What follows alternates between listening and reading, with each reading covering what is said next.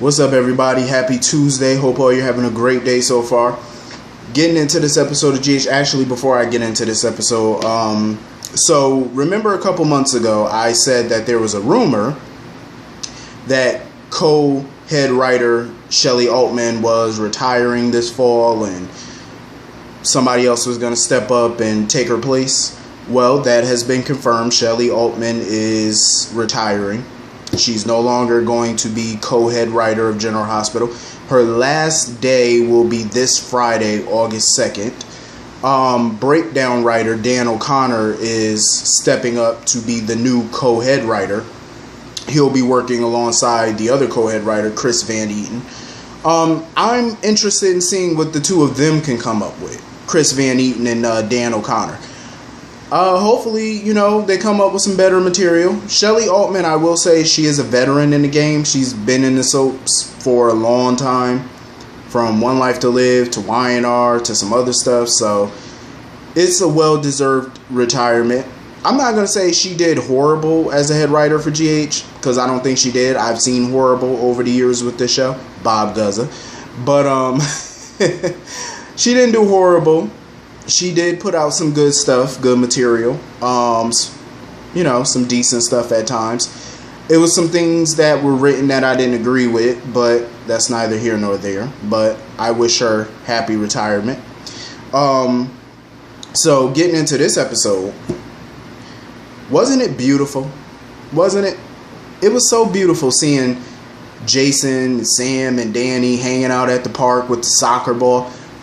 But there was something missing. No, not something. I'm sorry. Not something. Someone. See, wouldn't it have been nice to have both your sons playing soccer together instead of just the one? I guess. I forgot. Jason only has one child these days. But anyway, Shiloh strikes again. I'm sorry, but I have to laugh because what the hell kind of mobsters are we dealing with in Port Charles? I'm not understanding this. So this man runs around pissing everybody off, including some big bad mobsters, and he's still walking around free with his life? I don't get that. I'm not understanding this. How hard is it to put this man down? He needs to take a trip to the Pine Barrens. I just don't understand why he's still walking free. Sonny and Jason have dealt with a slew of enemies over the years. Way worse than Shiloh. I mean, we're talking bottom of the barrel. That's what we're talking about. They've dealt with Andrei Karpov and the Russians. The Russians are horrible to deal with. You do not want the Russian mob as your enemies. But yet Sonny and Jason conquered the Russian mob.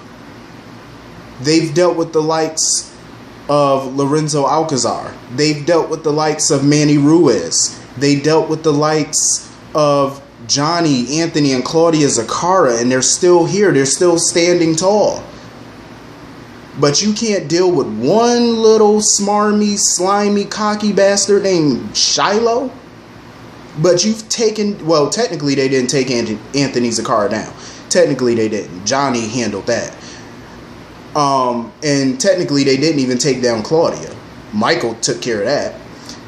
Hell, they didn't even take down Johnny. Johnny took himself down because he's in prison.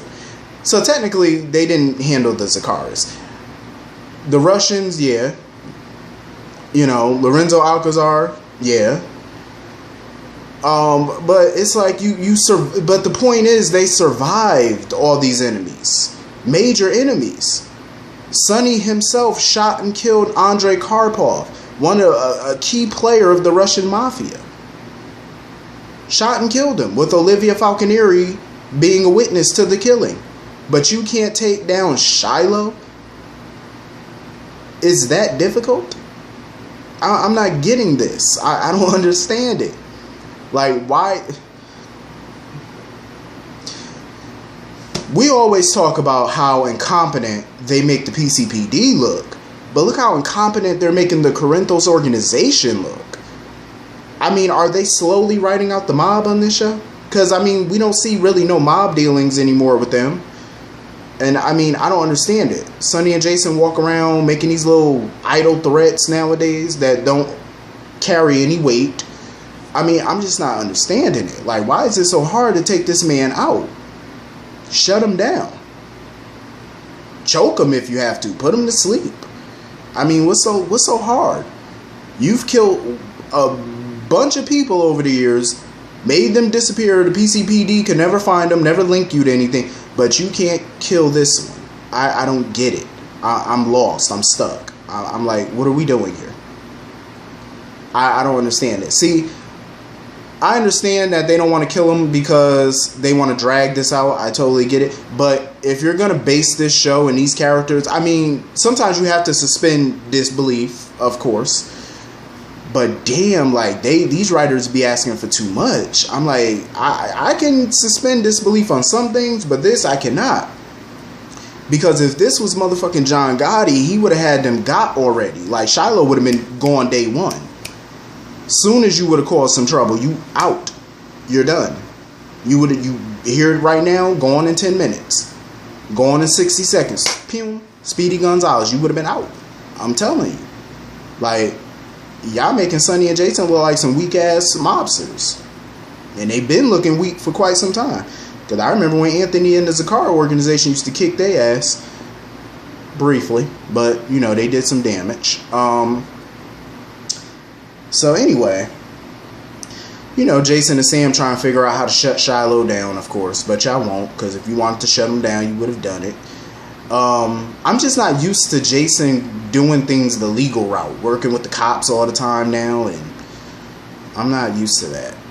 Like, I'm not. It rubs me the wrong way. I'm just saying. I'm used to him and Sonny just shoot him up, bang, bang, get rid of him. Police investigation that goes nowhere. You know, that's what I'm used to. But anyway, I knew Shiloh ass was up to no good, and I knew it had something to do with that flash drive. And of course, he got one of his little friends to steal the flash drive out of Drew's office, out of his safe. Curtis, for the new head of security or whatever it is that you think you do at Aurora Media, even though you are undercover, you suck. How was this person able to infiltrate the Aurora Media offices like that? Like, how?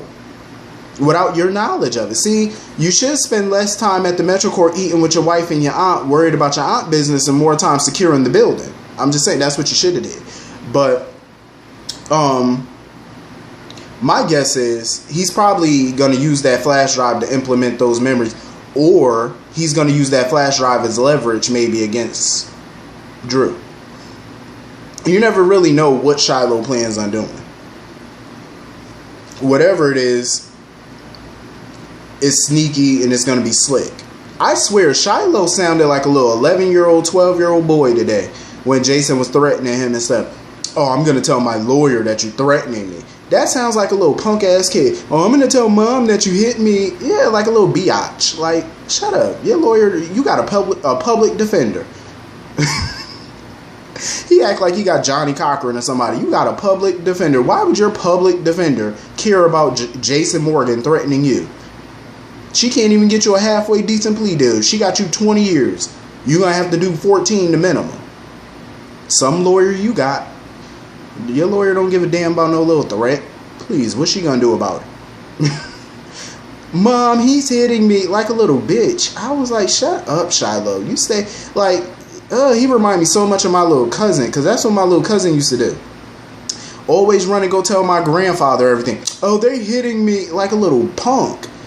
He reminded me so much of him. Little punk. Whining. You better throw them hands up and swing. Little biatch. Like, seriously, act like a little woman. I don't even see women snitching like that. Hell wrong with him. Anyway, moving on from that. Kim, I still don't trust her. I don't know. It's something about her. I don't know. It's like every time I see her and the way she look at Drew and stuff, just her look, like the look in her face just screams you up to something or you hiding something. I don't know. I'm still, how long has Kim been on this show now? For a year, 2 years? I think 2 years, I want to say. And it's still something about her. I don't know what it is. It's in the eyes. I don't trust her. Every time I look at her, it's something. behind them eyes that tell me she's holding something back, some type of information. I don't know what it is. I don't know, but I just have that suspicion. Maybe I'm being paranoid. I don't know. But anyway, I love the scene with Jordan and Curtis and Stella though, because when they were implying that Stella maybe had some long lost child that she gave up for adoption, maybe, or something like that, when they were implying that, Stella looked at them like, what the f are y'all talking about? See, her facial expression told me that she never had no child. You know what I mean? Because you could tell when somebody hiding something because they give off this facial expression like they're guilty or they're ashamed of something. She did not give off that facial expression. Her facial expression was like, what the hell are y'all talking about? Like she really had no clue what they were talking about when they implied that. And then they flat out said it. She was like, no. Like, because she doesn't strike me as the type of person to have a child, give it up, and then go off and go help her sister raise 2 kids. Like, she doesn't strike me as that type. So I was like, yeah, I don't believe that. It could still be true, but I don't believe it, because her demeanor and stuff didn't, usually people give off that, basically off their looks, like they give it away. But she didn't do that. So I'm like, yeah, I don't believe it. I'm not surprised, though, that whoever her long-lost relative is pretty much in the greater area of Port Charles. The question is who? At first, I was thinking Trina. But I like the Trina character. I feel like Trina should be a standalone character. I don't think she should be incorporated into the Ashford family. I don't think she should. I think she should just be a standalone. That's just me. But I wonder, though, who is this relative? That's what I'm curious about. But I did agree with what Curtis was saying to Jordan about her need to solve this case, like out of boredom. Because I do believe Jordan is bored. Even though she's still working for the PCPD part-time, helping Mac out and stuff like that, she's obviously bored, so you need a pet project, and this is the perfect project. So, you know, she wants to know. I don't blame Aunt Stella for really kind of not caring about who this long-lost relative is. Because, like, sometimes you go snooping for answers that you shouldn't be doing. Like, you know, that you might not really want, because you're not going to like the answer. That's why sometimes I leave situations alone. Like, you know, I don't ask too many questions about certain things because you might not like the answer that you're going to get. So me, I'm just that type of person. I leave shit alone. You know what I'm saying? Like, leave well enough alone, because you don't know what kind of Pandora's box you're about to open. So you might want to chillax. Wouldn't it be crazy if Ryan was somehow related to her? That would be crazy. That would be insane. Or maybe Ava or somebody. That would be a hot mess. Like, you never know. You know what I'm saying? Like, you never know, especially with this show. You never know who related to who. You know, they be trying to come up with some crazy shit. You just never really know. It could be anything. I did enjoy the scenes with Ava and Ryan. At first, I didn't think nothing was going to come out of that little meeting between them. I didn't think it. I just thought Ryan was going to be playing head games with her and bullshitting her. But Ryan was just telling her some shit. He was like, first of all, you need some help, clearly. I feel like her confronting Ryan was more therapeutic for her, because she got a chance to really unload on him. You know what I'm saying? Like, let him know about himself and stuff like that. What I love about Ryan is that he's unapologetically evil. You know what I'm saying? He's that evil that he could kill your child and still smile in your face and not give 2 shits that he did it. I love that. As crazy as it may sound, I love it, because that's the villain I like. That's the type of villain I like. People like him, Helena Cassadine, they could kill their own kin and literally sit there and sip a cocktail and act like ain't nothing happened. That's the type of petty and evil that makes a great soap villain. I'm just saying, like, the way he was just sitting there with that smirk on his face. Oh, I'm not sorry about killing Kiki. I was like...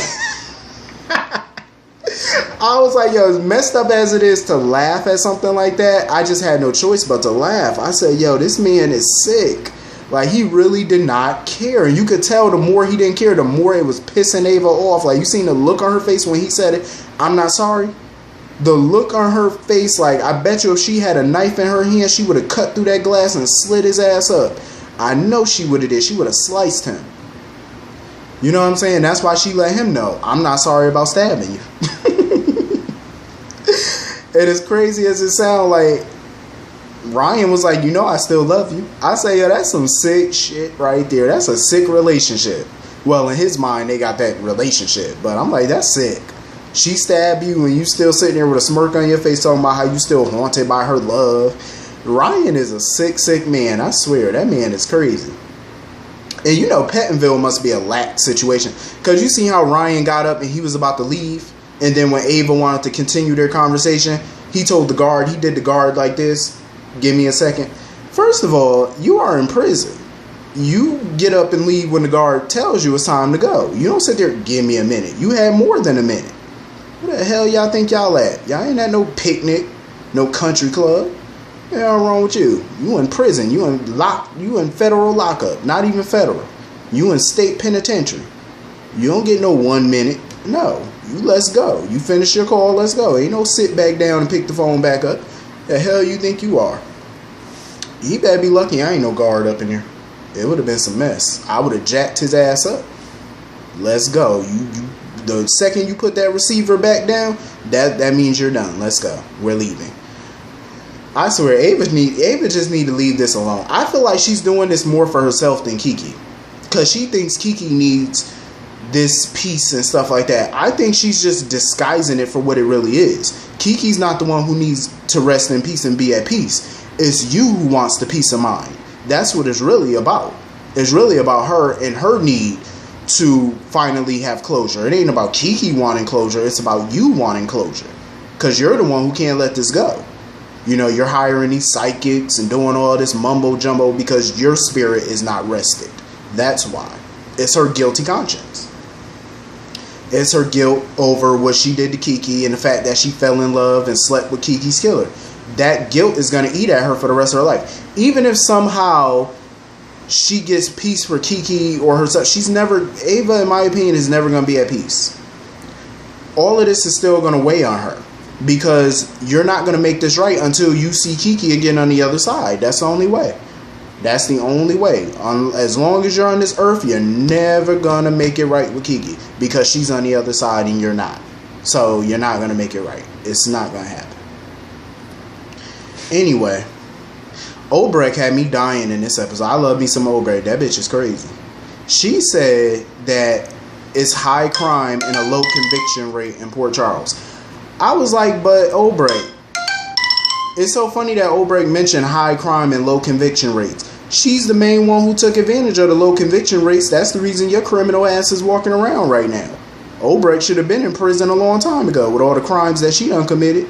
Shooting nurses in their own house, practicing without a medical license, torturing somebody, kidnapping a doctor, all type of shit. And yet your ass walking around, so you the last person that should be talking about high crime and low convictions. You took fair advantage of that. I don't understand why Obrecht is sitting on all this information. Like, she knows about Nell and the baby. You know about Sasha not being Nina's daughter. And at first she did use that as leverage to get her job at the Invader, but right now she's not using any of this information to her advantage. So I'm like, why are you sitting on this info? Then again, it's best for her to keep quiet about it because that's all the ammunition she needs for whenever she wants to use it. Because she probably thinks that if she spilled the beans about Valentine and Sasha now, that she loses her leverage and there's nothing stopping Valentine from killing her or coming after her. Because he would have nothing left to lose except Charlotte at that point. But then again, if Valentine does come after her, he'll be suspect number one because of that secret coming out. I just don't know what her plan is with all these secrets. Like, she's not using any of it to her advantage. Like, you're not shaking Valentine down for no money or nothing. Like, that's what makes it stupid to me. I'm like, because I'd rather them have Obrecht toy around with Valentine, because I think it'd be fun, actually, to watch him squirm for a change instead of him making his little idle threats. I really don't believe it was Valentine that pushed her off that boat. I think it was somebody else. But it was so funny how when she found out Hayden was having dinner at Windermere, she was like, shit, I'd rather eat my dinner with the horses in the stable than sit down with Hayden Barnes. That shit was funny because Nina was like, okay, well, just don't burn down the stables this time. That was hilarious.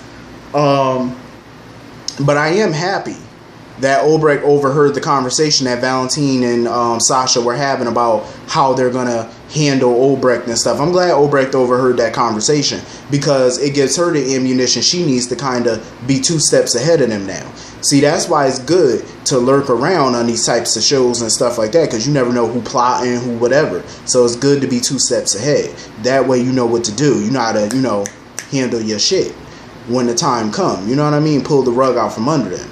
But I hope we don't got to sit through this for another 2 months or another month, because, we got a whole, July's almost over, so we got a whole another month and some change to get to the bottom of this whole Sasha not being her daughter situation. Because Nina sitting there, she all smiles and she's happy, and okay, but your happiness is going to be very short-lived, and I can't wait for the truth to come out, because it's about to hit the fan, so to speak. It's definitely going down. I can't wait for it to come out. Most definitely. I love that scene with Lulu and Peter. Listen, drunk Lulu is the best Lulu. I love that. She was sitting there drinking her wine, all juiced it. I was annoyed with what Peter was saying about Dante. Like, I just hate that the writers write stuff like this. Making these people deadbeat parents like Lucky and Dante and stuff, knowing how they grew up basically without fathers. Because Luke wasn't always there for Lucky and stuff. He wasn't always attentive to him and stuff. He was a piss poor father to him. And Dante grew up with no father at all. You know what I mean? So I don't see them just abandoning their kids. But I hate how Peter was pretty much trying to make this all Dante's fault, talking about how come he can't find other ways, to help himself while keeping the family together. First of all, he has severe PTSD. He was brainwashed. He was having visions of killing his wife. There was no therapist in that town that can help him. He needs special treatment. Neil wasn't prepared to help him. Kevin couldn't help him. He needed, more than what they can offer. You know what I'm saying? So that required him to leave. But I just really wish that they would just recast at this point, because if you can't get Dominic back, recast, because I just hate how they make them seem like deadbeats. I mean, even though they gave Dante a good reason for leaving compared to Lucky, they just wrote him out as basically going to find himself. Mind you, he left the show 8 years ago. He did briefly come back in 2015, but how many years does it take one to find themselves? You know what I'm saying? It doesn't take you 8 years to go out to the country and find yourself. You know what I mean? That's a long find. I'm just saying, like, you need to be here for your children, for your kid. Aiden could use them, but, that's another story. But I just, really wish Peter would have shut up, because you don't know their marriage, you don't know their situation. And I'm glad Lulu got to unload the way that she did, because even though she's resentful of Dante, she understood why he left, even though she's angry that he left. She understands it, but she's having a lot of emotions, like different emotions inside of her right now, because she resents him, she's angry, she's emotional, she's trying to move on with her life. It's all these different feelings that's coming over her, and she don't know what to do. You know what I'm saying? So I feel bad for her, because none of this is going to be easy, but I do feel like it will get easier over time. You know what I mean? She'll move on, and I'm pretty sure Dustin will be right there to pick up the pieces. I like her and Dustin together. I like it. They got chemistry. I don't trust him like that. I don't, because I don't trust a lot of new people that come on this show, because a lot of them have agendas. So until I see more and find out more, I don't trust it. But they do got chemistry, so I could see them together. But anyway, that was pretty much the episode. Hit the comment section. Let me know what y'all thought about today's episode. I will see you all later. Hope you have a great day. Peace.